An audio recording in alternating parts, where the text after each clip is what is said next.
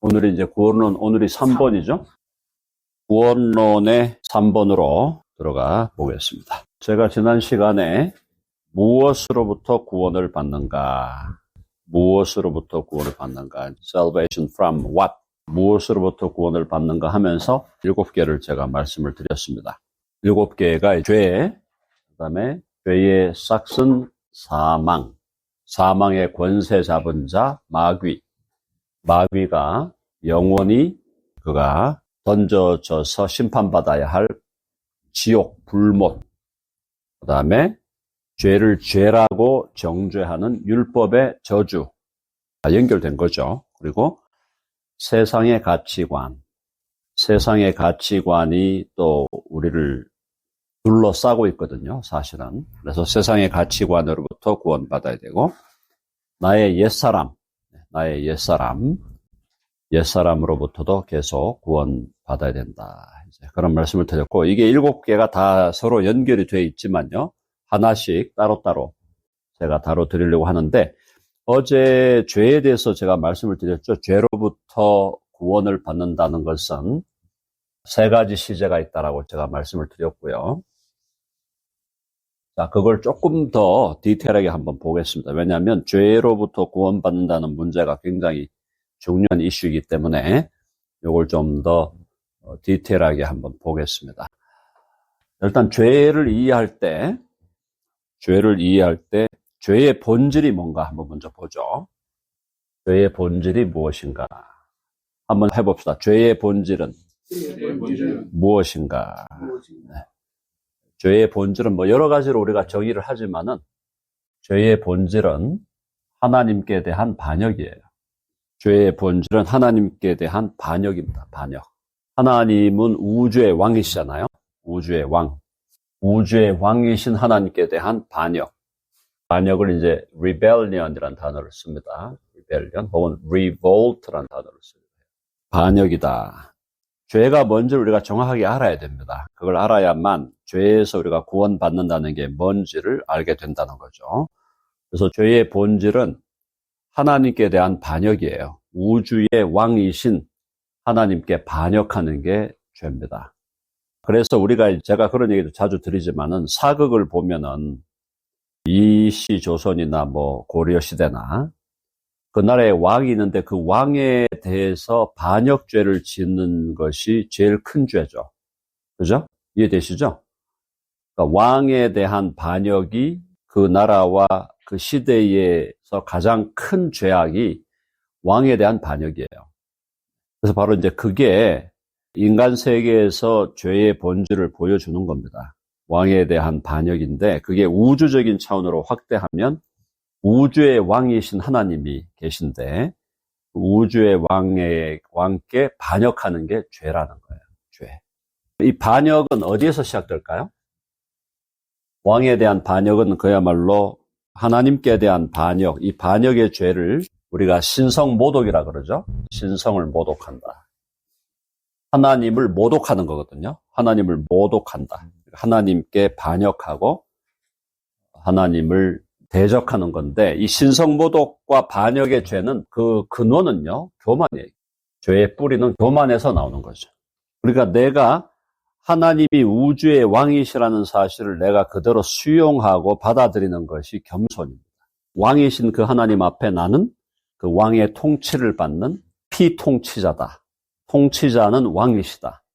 하나님이시다. 그리고 나는 그 왕의 통치를 받는 피통치자, 통치의 대상이고, 그러므로 나는 왕에게 기본적으로 왕에게 어떻게 해야 될까요?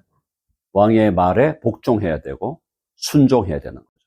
그게 이제 기본 자세인데 왕에게 반역을 하겠다고 왕에게 반역하는 이 죄를 범하는 것은 그 뿌리에는 교만이 있는 거예요. 교만은 뭐죠? 자기를 높이는 마음이에요. 자기를 높이는 마음. 교만은 하나님이 정해주신 하나님의 질서에 내가 순복하는 마음, 그게 겸손한 거라면, 교만은 하나님을 인정하지 않으면서 내가 하나님보다 높다, 혹은 나를 하나님보다 높이고 나를 하나님으로 만들려는 마음, 그게 교만이죠. 교만이 나를 하나님으로 만드는. 그래서 교만은 다른 말로 말하면 자기 신성화입니다. 자기 신성화라는 게 뭐냐면 자기를 하나님으로 착각하는 거죠. 내가 하나님이다라고 착각하는 거예요. 말도 안 되는 거지만 그렇게 착각을 하게 되는 것이 바로 그 교만의 본질, 나를 높이는 마음. 나를 높여서 나를 하나님보다 더 높이려고 하면 그게 자기를 신성화하는 마음이죠. 그게 그 교만에서 하나님께 대한 반역이 나옵니다. 그러니까 교만과 반역은 같이 가는 거죠.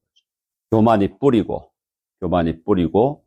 그 교만에서 반역의 죄가 나오게 되는 겁니다. 자, 죄를 일단 이 정도로 우리가 정리를 하면은 여기서 죄에 대해서 우리가 많은 분들이 이제 오해하는 부분이 뭐냐면 죄를 프라이빗한 매터로 보는 사람이 많아요. 그러니까 예를 들어서 가정에서 남편과 아내 사이에 서로가 상처를 주고받았을 때 미안해, I'm sorry, that's okay 뭐 이렇게 하면서 넘어갈 수 있는 그런 프라이빗한 매터.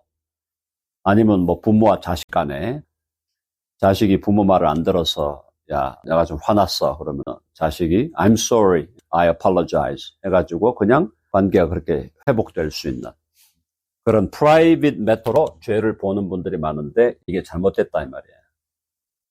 죄는 프라이빗한 매터가 아닙니다. 죄는 퍼블릭한 매터예요. 퍼블릭하다는 말이 뭐냐면 공적인 사안이다 이 말이에요. 공적인 일이다. 그러니까 이제 조금 설명을, 여기서 이제 법률적인 용어가 좀 필요한데, 이 하나님 앞에 우리가 죄를 범하는 것은 민사적 문제가 아니고 형사적 문제라는 거예요. 그러니까 하나님 앞에 우리가 죄인이 된다는 것은 크리미널이 되는 거예요. 크리미널. 정식으로 범죄자가 되는 겁니다. 공적인 문제예요. 왜냐하면은 하나님이 우주의 질서를 공적인 질서로 가지고 계시거든요. 우주의 하나님은 공적인 왕이에요. 법률적인 왕이에요. 그래서 공적이고 법률적인 왕에 대해서 우리가 반역을 하는 것은 그것은 공적인 죄악이고 법률적인 죄악이에요. 그래서 그 죄는 반드시 다뤄져야 된다는 거예요. 그냥 하나님 용서해 주세요. 괜찮아. 그냥 괜찮아. 그 정도, 야, 그럴 수도 있지 뭐 그냥 넘어가. 이렇게 할 수 있는 문제가 아니라는 겁니다. 그래서 많은 분들이 죄를 그렇게 생각하는 분들이 많아요. 왜냐하면 이제 예수의 이름으로 우리가 내 죄를 회개하고 또 용서를 빌면 주님이 용서해 주신다. 이제 그것만 들으면 그러니까 죄라는 건 뭐 그냥 하나님 앞에 I'm sorry 하고 그냥 하면 하나님이 용서해 주는 거구나. 이렇게 생각하는데 그게 아니라는 거죠. 우리가 하나님 앞에 죄를 범한다는 것은 공적인 일이고 법률적인 일이다. 자, 그래서 그렇게 이제 정리를 일단 기본적으로 하고요. 그 다음에 이제 죄를 범하게 된다. 이제 범죄가 일어났다 말이죠. 최초의 범죄가 뭐죠? 최초의 범죄가 뭡니까? 원죄죠. 네, 해봅시다. 원죄가 이게 오리지널한 신이에요. 이 원죄가 아담과 하와가 반역한 거거든요. 그렇죠? 아담과 하와의 범죄. 이게 원죄죠. 아담과 하와가 왜 범죄했습니까? 교만했기 때문에 범죄한 겁니다. 교만했어요. 교만이 시작이에요. 자기들을 높이는 말. 그걸 이제 건드렸던 것이, 그걸 이제 심어준 것이 이제 마귀죠. 너희가 눈이 밝아가지고 하나님과 같이 되리라.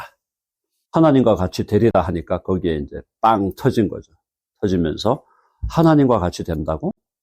이렇게 하면서 이제 결국은 교만한 마음이 시작돼서 하나님께 반역하는. 그죠? 반역한다는 걸 우리가 이제 뭐 불순종한다 해도 같은 말이죠. 하나님 말을 안 듣는 게 반역이니까. 자, 그래서 아담과 하와가 범죄를 했는데 범죄를 하면 이제 어떤 일이 벌어지냐면 이게 이 아담과 하와가 범죄를 하게 되면 하나님의 법정에 세워지게 되는 거예요. Divine Court가 있다는 거예요. 하나님의 법정에 세워지게. 이게 무슨 우리 인간들이 하는 것처럼 법원을 세우고 그렇게 할 필요가 없죠. 왜냐하면 하나님이 존재하시는 그 자체가 이미 하나님의 법정이니까요. 심판주로 계신 분이시니까. 그래서 하나님의 법정에 이제 죄인들이 서게 되는 겁니다. 공적으로 죄를 다뤄야 된단 말이에요. 그러면 죄에 대해서 하나님의 법정에 서게 되면 어떤 일이 벌어질까요? 우리 대충 알잖아요. 그죠? 기소, 죄에 대한 기소가 일어나죠. 기소를 우리가 영어로 accusation. 기소는 간단해요. 뭘 어떻게 했다? 하나님의 법을 어겼습니다. 아담과 하와는 선과 악을 알게 한 나무의 실과를 따먹지 말라고 하는 그 법을 어긴 거죠. 그 법을 어긴 거예요. 기소가 일어납니다. accusation. 기소가 일어나면 이거에 대해서 뭐가 일어나죠? guilty하다, guilty하지 않았다 라는 verdict가 생기죠. 판결. 그래서 이걸 이제 우리가 정죄라 그러죠. 정죄. condemnation. 자, 기소됐습니다. 죄인이 죄를 범했어요. 이 사람이 하나님의 법을 어겼습니다. 기소합니다. 그 기소에 대해서 정죄가 선포돼요. You are guilty. condemnation. 그렇죠? guilty라는 판정이 내려지면서 동시에 뭐가 들어오죠? 형벌이 선언되는 겁니다. 형벌. 그래서 형량이 결정되죠. 그래서 형벌이 이걸 우리가 이제 penalty라고 하기도 하고, 혹은 punishment라고 합니다. 자, accusation이 이루어지고 여기에 따라서 condemnation이 선포되고 거기에 penalty와 punishment가 정해집니다. 이 형벌이 이제 그러면 형벌이 그대로 집행되죠. 형벌의 execution, 형의 집행, execution이 일어나는 거예요. 그리고 특별하게 사면이 안 되면, 만약에 특별한 사면이 안 되면, 사면이 없으면 형 집행은 그대로 완료되는 거죠. 집행은 완료된다. 이게 기본 골격이에요. 죄에 대해서 하나님 앞에 인간이 하나님의 말씀에 불순종하면서 하나님께 반역하고 교만한 마음으로 하나님에게 대하여 대들게 되면은 기소가 일어납니다. 죄인이라는 기소가 일어나고 죄인이라고 you are guilty. 그러므로 너는 형벌을 받아야 되고 그 형벌에 대해서 집행된다. 자, 여기서 이제 우리가 보면 우리가 구원을 받는다고 할 때 일단은 1차적으로 이 죄로부터 구원받을 때 여기서 지금 우리가 어디서 구원받아야 돼요? 죄로부터 구원받는다고 할 때는 총체적인 얘기를 하는 거야. 그러니까 기소, 네가 guilty라고 하는 이 기소되고 기소가 이루어지고 정죄가 이루어지는 이것으로부터도 해방이 돼야 돼요. 기소가 사라져야 돼. accusation이 사라져야 됩니다. 기소가 사라져야 되고 정죄도 사라져야 되고 형벌도 사라져야 돼. 따라서 형의 집행도 안 돼야 돼. 그래서 기본적으로 여기서부터 해방이 돼야 된다. 여기서부터 구원이 이루어져야 돼. 우리가 예수 그리스도를 주와 구주로 믿을 때에 죄로부터 구원을 받는다고 할 때 가장 기본이 여기서부터 해방되는 거예요. 그렇죠? 자, 우리가 그리스도 예수 안에 있으면 그리스도 예수 안에 있는 자에게는 뭐가 없다 그랬습니까? 해봅시다. 정죄함이 없다. 정죄함이 없어요. 정죄함이 없는 것은 누구도 우리를 기소할 자가 없는 거예요. 마귀는 계속 그렇게 우리를 기소하려고 하겠죠. 마귀는 accuser니까. 마귀가 하는 일이 accuser. 근데 기소하려고 하지만 하나님께서는 그 기소를 받아들이지 않는 거죠. 우리의 죄에 대한 기소가 사라지고 죄에 대한 정죄도 사라졌어요. 따라서 페널티도 사라졌죠. 페널티와 퍼니시먼트도 사라졌고 그러므로 형의 집행도 사라져요. 형벌이 사망이잖아. 죄의 삭스 사망이죠. 사망인데 이 사망이 세 가지란 말이에요. 세 가지. 사망의 종류가. 그러니까 이 사망에서 형이 집행되는 거, 이게 지금 집행이 완료되는 거는 영원한 죽음이거든요. 그렇죠? 영원한 죽음이 어디로 가는 거예요? 부활하여 불못으로 가는 거예요. 부활하여 불못으로 가는 이것으로부터도 우리는 해방된 거죠. 그렇죠? 정죄도 이제 없어졌어요. 죄의 삭신 사망으로부터도 우리는 해방됐어요.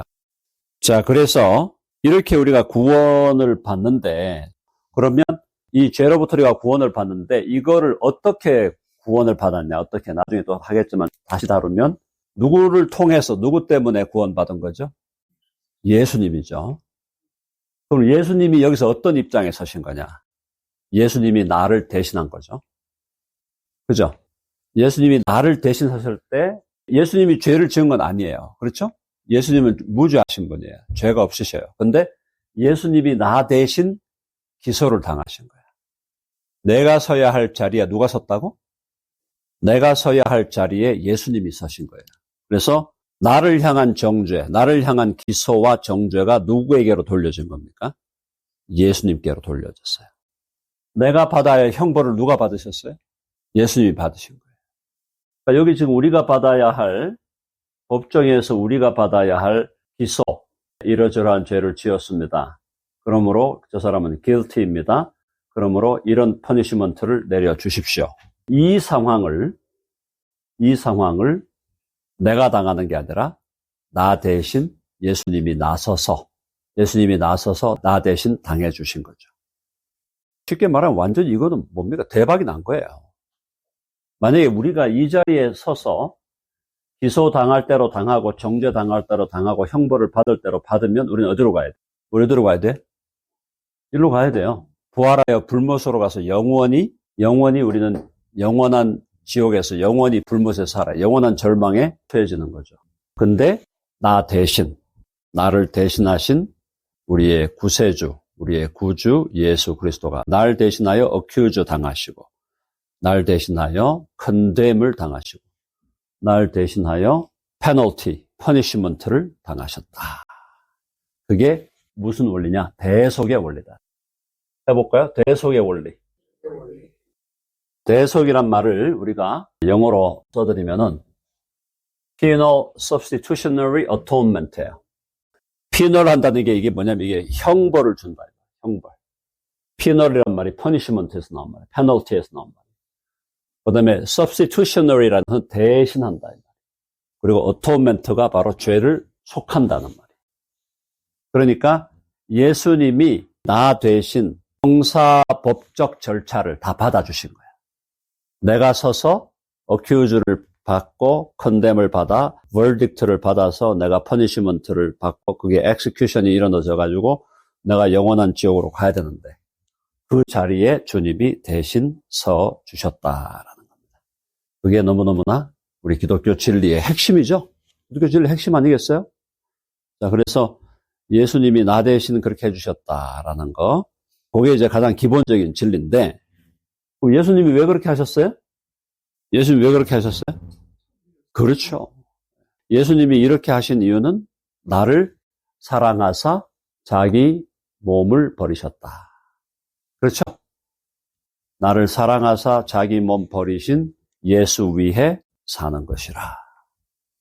그러니까 우리 이제 이것만 하나 제대로 깨달아도 우리가 주님 없이는 못 살잖아요. 주님 없이는.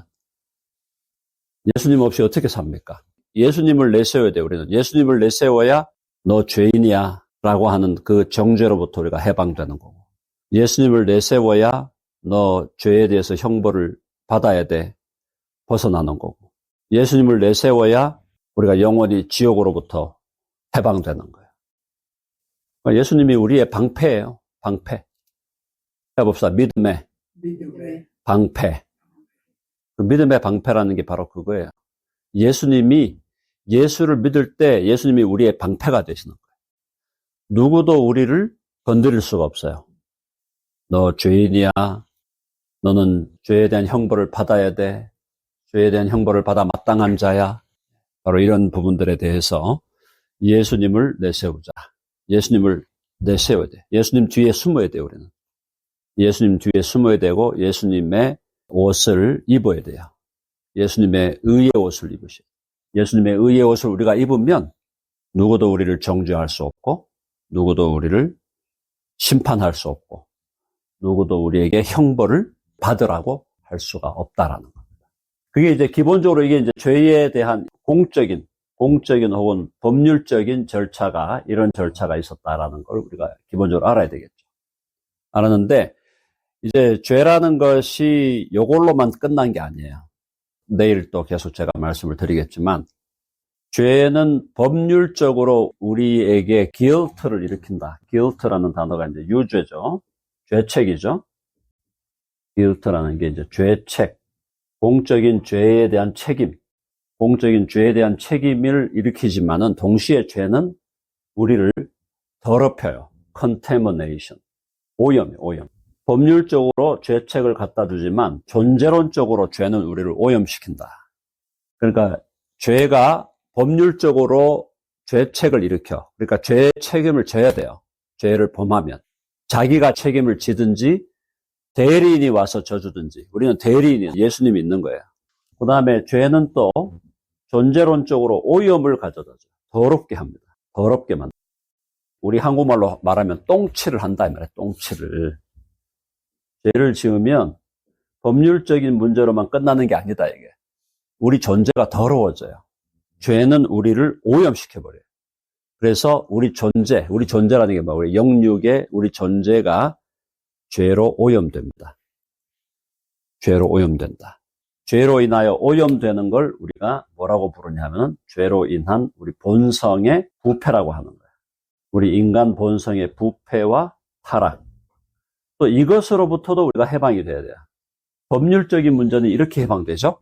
법률적인 문제는 이렇게 해방되는데 이 본성의 부패는 또 다른 방식으로 해결하셔야 되는 거예요. 자, 그러니까 여기서 잘 들으세요. 법률적인 요 부분이 해결된 거는 요거야, 요거. 과거에 해결된 거야. 요 부분은 과거 예수 믿을 때 너 이제 더 이상 정죄 없어. 넌 이제 의인이야.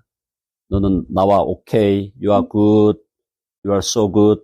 그렇게 됐는데 죄로 인하여 오는 오염과 부패는 성화 과정에서 다루어지는 거예요. 내 안에 있는 오염과 부패, 우리 안에 있는 죄의 오염으로 인한, 죄의 부패로 인해서 우리 안에서 계속 올라오잖아요. 이것들을 처리해가는 과정이 성화의 과정이에요. 죄와 싸우면서 이겨가는 과정.